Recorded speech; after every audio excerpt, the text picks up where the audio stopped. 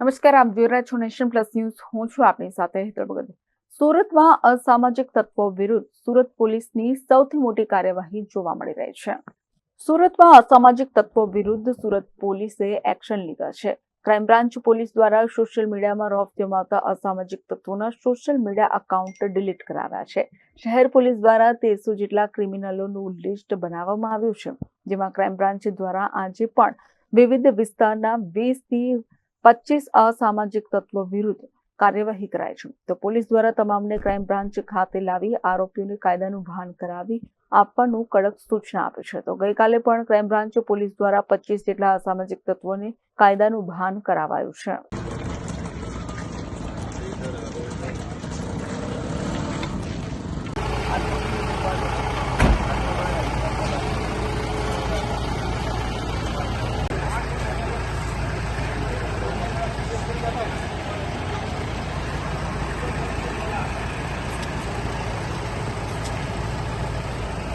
Bureau report, Nation plus news, Surat. સમાચારોના સતત update મેળવવા માટે અમારી નેશન પ્લસ ન્યૂઝની યુટ્યુબ ચેનલને સબસ્ક્રાઇબ કરો, બેલ આઇકન દબાવો અને જોડાયેલા રહો ફેસબુક, ઇન્સ્ટાગ્રામ અને ટ્વિટર પર.